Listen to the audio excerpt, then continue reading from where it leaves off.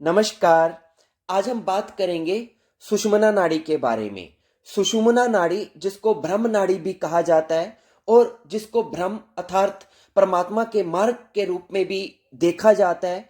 आज हम जानेंगे कि इस विशेष नाड़ी का क्या महत्व है, इसका क्या विज्ञान है, इसके पीछे कौन से रहस्य छुपे हुए हैं और अगर हम इस नाड़ी को एक्टिवेट करते हैं प्रॉपर, तो इस नाड़ी को एक्टिवेट करके जागृत करके इसके क्या लाभ हम प्राप्त कर सकते हैं और किस प्रकार हम इस नाड़ी को जागृत कर सकते हैं, उसके लिए कौन सी ध्यान की विधि है, उसके बारे में आज हम बात करेंगे। तो सबसे पहले हम शुरुआत करते हैं, बात करते हैं इसके विज्ञान की।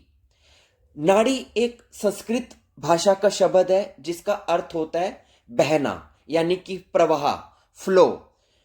जिस प्रकार हमारे स्थूल शरीर में नस नाड़ियों का पूरा एक जाल फैला हुआ है, हमारे स्थूल शरीर में फिजिकल बॉडी में असंख्य नस नाड़ियां जो बहुत महीन से महीन से लेकर मोटी से मोटी हमारे शरीर के अंदर नाड़ियों का जाल फैला हुआ है। और इन नाड़ियों के अंदर जो हमारी फिजिकल बॉडी में है, इसमें रक्त प्रवाहित होता है, ब्लड जो है पूरे शरीर के अंदर डिस्ट्रीब्यूट होता है। तो ठीक ऐसे ही हमारे एस्ट्रल बॉडी में, यानी कि हमारे सूक्ष्म शरीर के अंदर भी, जो कि इनविजिबल एक बॉडी है जिसे हम देख नहीं सकते हैं, इसमें भी नाड़ियों का एक पूरा नेटवर्क है, पूरा एक मक्कड़ जाल है जिसमें रक्त की बजाय प्राण ऊर्जा, यानी कि हमारी बॉडी की जो एनर्जी है वो ट्रेवल करती है एक जगह से दूसरे जगह पर। उदाहरण के लिए आपने देखा होगा, जैसे खेतों में सिंचाई के लिए पानी की नालियां बनाई जाती हैं ताकि पानी को एक जगह से दूसरी जगह तक, फसल तक पहुंचाया जा सके। ठीक ऐसे ही नाड़ियों के जाल के माध्यम से ही जो हमारी प्राण ऊर्जा है, पानी की ही भांति संपूर्ण जो हमारे नाड़ियों का जो नेटवर्क है उसमें इस एनर्जी को पहुंचाया जाता है हमारी बॉडी के द्वारा। तो जब हमारी बॉडी की एनर्जी, हमारी जो बायोफिजिकल एनर्जी है, जो प्राण ऊर्जा है, जब हमारे इन नाड़ियों के द्वारा ट्रैवल करती है पूरी बॉडी के अंदर, तो रास्ते में आने वाले हर अंग को वो पोषित करती है, उसको जो है उसकी खुराक देती है। कहने का तात्पर्य ये है कि ऊर्जा हमारे शरीर में ऐसे ही रैंडमली ही नहीं मूव करती है या बेतरतीबी से ही नहीं हमारे शरीर में ऊर्जा संचरण करती है, बल्कि इसके फिक्स पैटर्न्स हैं। हमारे शरीर के अंदर 72,000 इस प्रकार की नाड़ियां हैं जिसमें इस प्रकार एनर्जी जो है ट्रेवल करती है और शरीर के हर अंग को ये नाड़ियां ही ऊर्जा को जो है पहुंचाती हैं। वैसे तो ये नाड़ियां अदृश्य हैं, लेकिन जब आप कभी ध्यान की गहराई में होंगे तब आप इन नाड़ियों को, इन सूक्ष्म नाड़ियों को, इन अदृश्य नाड़ियों को महसूस भी कर सकते हैं। अब अगर इन नाड़ियों की कार्यप्रणाली ठीक प्रकार से चलती रहे, यानी कि कहीं पर कोई ब्लॉक्स ना हो, कहीं पर कोई रोड़ा ना आ रहा हो, जो एनर्जी है इन नाड़ियों के अंदर निर्बाध रूप से बिना किसी रुकावट के अगर चलती रहे, तो हम स्वस्थ रहते हैं, हेल्थी रहते हैं और प्रसन्न रहते हैं। लेकिन अगर इन नाड़ियों की कार्यप्रणाली ठीक प्रकार से काम ना करे, बीच में कोई अवरोध आ जाए, कोई ब्लॉक आ जाए, तो हम अस्वस्थ होने लगते हैं और इससे हम पीड़ित होने लगते हैं। अगर हमें कोई भी शारीरिक, मानसिक, भावनात्मक अथवा यहां तक कि अगर कोई आध्यात्मिक भी कोई रुकावट आ रही है या परेशानी आ रही है, अगर हम अध्यात्म में भी आगे नहीं बढ़ पा रहे हैं, तो उसके पीछे भी जो कारण है वो हमारी इन सूक्ष्म शरीर में स्थित इन नाड़ियों में अवरोध आने के कारण ही होता है। उदाहरण के लिए अगर हम फिजिकल बॉडी की बात करें, अगर आपको सिर में दर्द हो रहा है तो इसका मतलब आपकी जो प्राण ऊर्जा है वो इन नाड़ियों के माध्यम से आपके सिर तक पहुंच नहीं पा रही है। अगर पहुंच भी रही है तो वो बाईपास के गुजर रही है जहां पर आपको दर्द हो रहा है। तो आपके नाड़ियों में अवरोध आने के कारण, वहां पर ऊर्जा ना आने के कारण आपको सिर दर्द हो रहा है। उदाहरण के लिए मान लीजिए कि एक जो पौधा है उसको फलने फूलने के लिए क्या चाहिए? धूप चाहिए, पानी चाहिए, खाद चाहिए। ऐसे ही हमारे शरीर के अंगों को भी और हमारे विचारों को भी, भावों को भी डेवलप होने के लिए, पूरी तरक्की करने के लिए, स्वस्थ रहने के लिए क्या चाहिए? एनर्जी चाहिए, प्राण ऊर्जा चाहिए।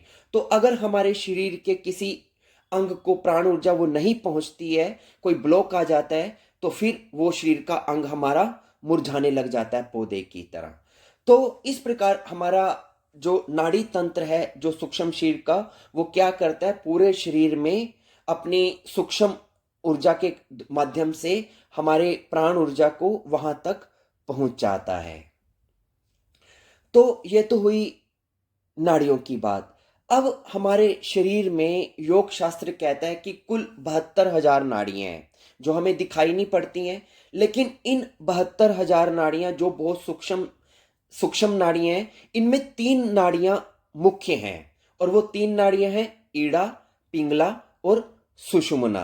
इन 3 नाड़ियों के माध्यम से ही बाकी की सभी जो छोटी या सूक्ष्म नाड़ियां हैं उनको कंट्रोल किया जाता है। तो अगर आप अपनी इन 3 नाड़ियों को कंट्रोल कर लेते हैं, ईड़ा, पिंगला और सुषुम्ना को, तो आप अपनी 72,000 नाड़ियों को कंट्रोल कर लेंगे।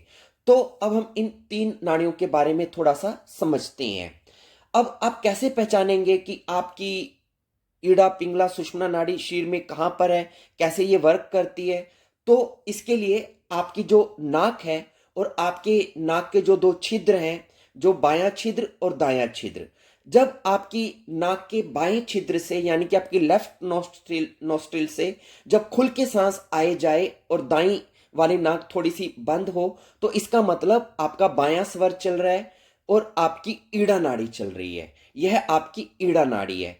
और अगर विपरीत हो, आपका अगर दायां स्वर चले यानी कि आपके नाक की राइट साइड से अगर सांस खुल के आए जाए और बाईं वाली इतनी खुल के ना आ रही हो या पार्शली क्लोज्ड हो, तो इसका मतलब आपकी पिंगला नाड़ी इस वक्त काम कर रही है, जो आपके नाक के राइट साइड में स्थित है।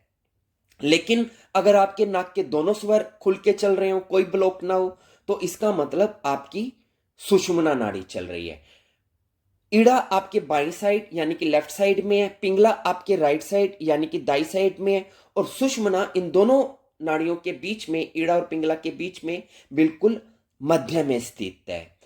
ईड़ा हमारे शरीर को ठंडक प्रदान करती है और पिंगला हमारे शरीर को गर्मी प्रदान करती है। यदि आपके शरीर में आपकी ईड़ा नाड़ी असंतुलित हो जाए, तो आपको ठंड से जुड़े हुए रोग, ठंडी से जुड़े हुए रोग जैसे कि सर्दी लग जाना, जुकाम लग जाना, इस प्रकार की आपको प्रॉब्लम हो सकती है, या आपको सुस्ती रह सकती है, आपको व्यसन लग सकते हैं। लेकिन अगर आपके शरीर में आपकी पिंगला नाड़ी यदि ओवर एक्टिव हो जाए, असंतुलित हो जाए, तो आपके शरीर में गर्मी से उत्पन्न होने वाले रोग जैसे कि मुंह में छाले हो जाना, तेज बुखार चढ़ जाना, पित्त बढ़ जाना या गुस्सा आना, इस प्रकार की आपको समस्याएं आ सकती हैं। तो होना क्या चाहिए कि आपके ये दोनों स्वर बैलेंस रहने चाहिए, संतुलित रहने चाहिए, ईड़ा भी और पिंगला भी। जब आपकी ईड़ा और पिंगला दोनों स्वर बैलेंस रहेंगे, संतुलित रहेंगे, तो आपका शरीर का तापमान भी संतुलित रहेगा। लेकिन कई बार क्या होता है कि आपका, मान लीजिए शरीर में गर्मी बहुत ज्यादा बढ़ जाए, आपकी पिंगला नाड़ी बहुत ज्यादा एक्टिव हो जाए, तो क्या होगा, आपको बहुत तेज बुखार आ सकता है। और जब आपके शरीर का तापमान हद से ज्यादा बढ़ने लग जाए, आपका शरीर भट्टी की तरह तपने लग जाए, तो इसका मतलब आपकी जो बॉडी का टेम्परेचर है वो ओवर हो रहा है। तो ऐसे में हमारे शरीर का तापमान बस कुछ सेल्सियस पे ही ऊपर नीचे यहीं पे ये बैलेंस रहता है। अगर 2-4 पॉइंट भी ये अगर बढ़ जाए, तो हमारी मृत्यु तक हो सकती है।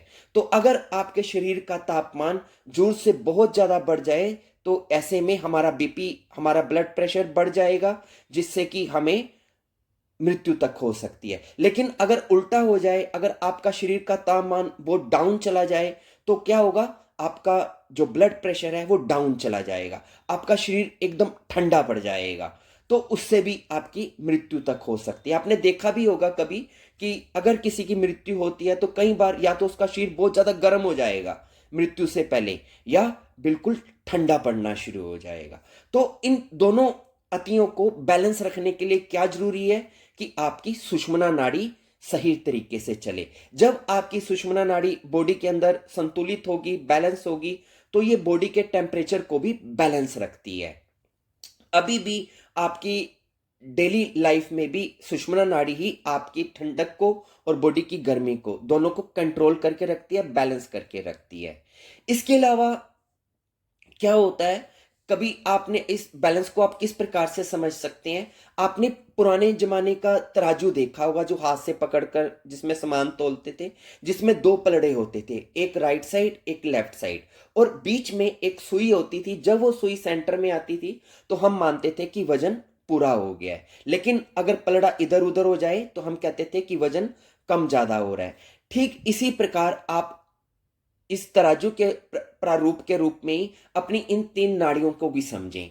जब इस तराजू का जो दायां पलड़ा है वो एक प्रकार से आप समझ सकते हैं कि वो पिंगला नाड़ी है, और जो उसका बायां पलड़ा है आप समझ सकते हैं कि वो ईड़ा नाड़ी है, और जो बीच की जो सुई है वो सुषुम्ना नाड़ी है।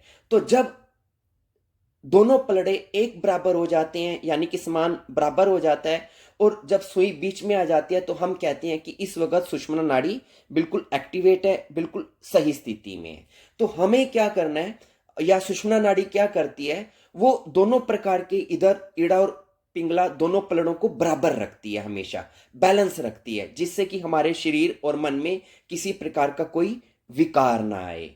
इसके अलावा क्या होता है कि जनरली यदि आप भूतकाल में बहुत ज्यादा खोए रहते हैं, अपने अतीत के विचारों में बहुत ज्यादा खोए रहते हैं, तो इसका मतलब आपकी जो ईड़ा नाड़ी है वो ओवर एक्टिव हो रही है। लेकिन अगर आप भविष्य काल की, फ्यूचर की ज्यादा सोचते हैं, तो इसका मतलब आपकी जो पिंगला नाड़ी है वो असंतुलित हो रही है, ओवर एक्टिवेट हो रही है। लेकिन अगर आप वर्तमान में ज्यादा रहते हैं, प्रेजेंट में रहते हैं, तो इसका मतलब आपकी सुषुम्ना नाड़ी एक्टिवेट है। तो सुषुम्ना जो नाड़ी है वो वर्तमान की नाड़ी है।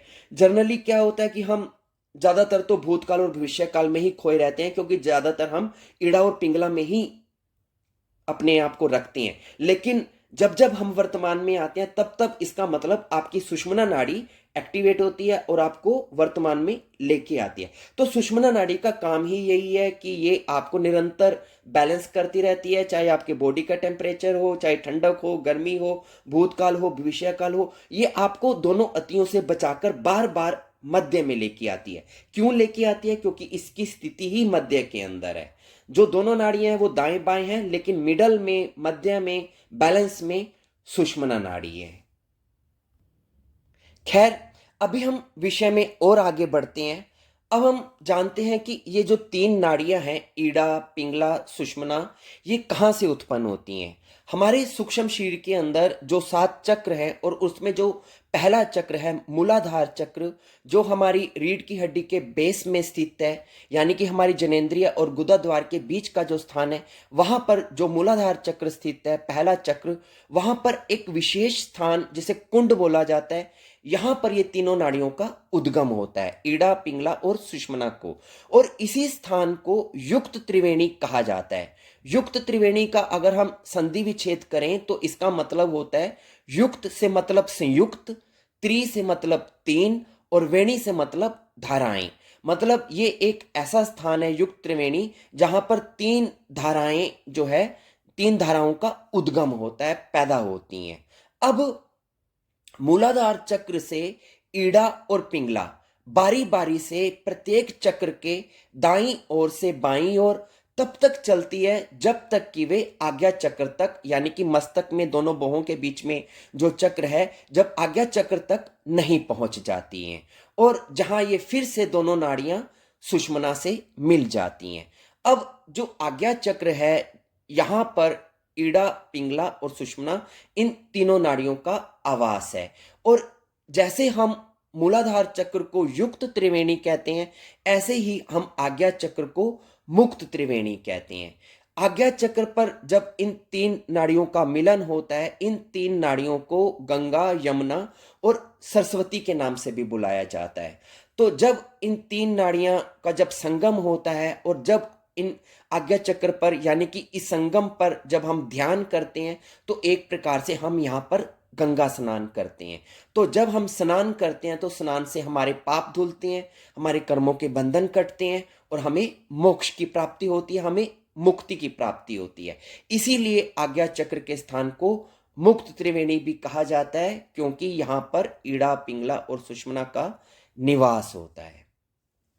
खैर, अब हम बात करते हैं ध्यान की विधि की, कि ऐसा हम क्या करें जिससे कि हमारी सुषुम्ना नाड़ी ज़्यादा से ज़्यादा एक्टिवेट रहे, ताकि हमारे जीवन में हर प्रकार से संतुलन बना रहे और हमें किसी प्रकार से कोई परेशानी ना हो। सुषुम्ना नाड़ी को एक्टिवेट करने के लिए योग की, प्राणायाम की विभिन्न प्रक्रियाएं हैं और इसके कई उपाय हैं जो मैंने अपने अन्य वीडियो में विस्तार से बताए हुए हैं, तो अभी मैं उनको दोहराऊंगा नहीं। अभी हम सिर्फ बात करेंगे ध्यान की एक विशेष विधि की, जिसको करने से आप तत्क्षण, यानी कि विद इन 2-3 मिनट ही आप देखेंगे कि आपकी जो सुषुम्ना नाड़ी है वो एक्टिवेट हो जाएगी। और जब आप इस ध्यान में बैठेंगे और आपकी जब सुषुम्ना नाड़ी एक्टिवेट होगी, तो क्या होगा, आपके जो दोनों ईड़ा और पिंगला हैं वो भी संतुलित हो जाएंगी और आपके प्राणों का प्रवाह सुषुम्ना में प्रवाहित होने लग जाएगा। और जब आपके प्राणों का प्रवाह सुषुम्ना नाड़ी के अंदर प्रवाहित होगा, तो इससे आपकी, अगर आप अपना कुंडलिनी का भी अगर जागरण करना चाहते हैं, तो उसकी भी जो है संभावना बननी शुरू हो जाती है। और जब आपकी दोनों नाड़ियां संतुलित होंगी, तो शारीरिक और मानसिक आपकी जो शक्तियां हैं वो विकसित होंगी, क्योंकि ये दोनों नाड़ियां आपकी शारीरिक और मानसिक प्रभुता को प्रतिनिधित्व करती हैं। तो जब आपकी शारीरिक और मानसिक शक्तियां विकसित होंगी, संतुलित होंगी, तो इससे आपको लाभ होगा।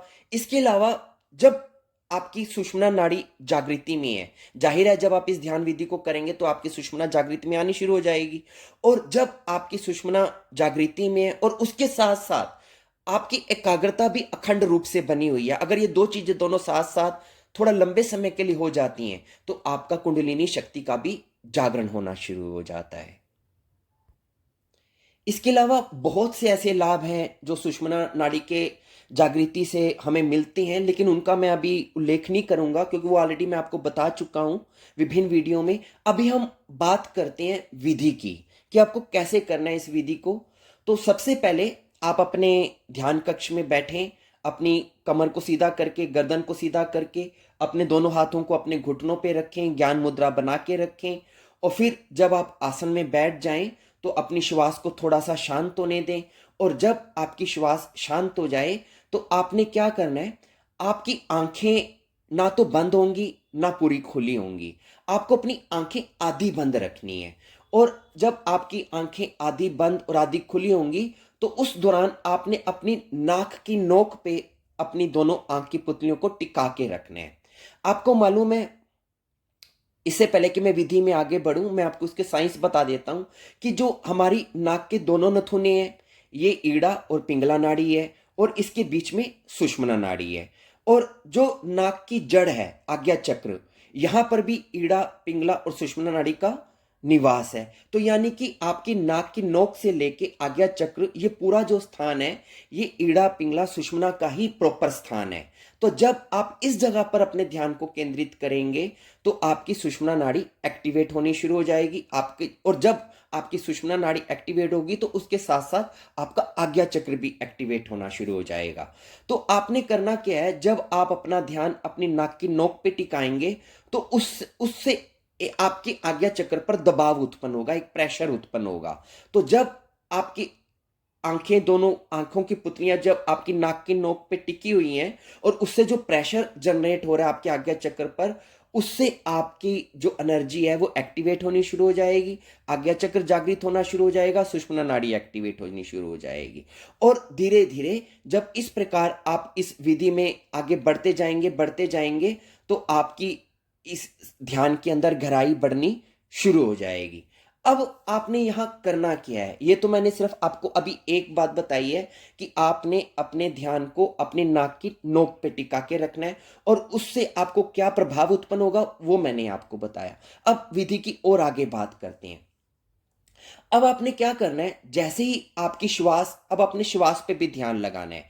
जैसे ही आपकी श्वास अंदर की ओर आए और बाहर की ओर निकले, आपने श्वास को महसूस करना है, अपनी सांस को महसूस करना है। जब आपके नाक के दोनों छिद्रों से श्वास अंदर जाए, तो वो आपको थोड़ा ठंडी ठंडी फील होगी, और जब बाहर निकलेगी तो वो थोड़ा गर्म फील होगी, क्योंकि जब आपकी श्वास बाहर निकलती है तो मृत हो जाती है, इसलिए वो थोड़ा गर्म फील होती है।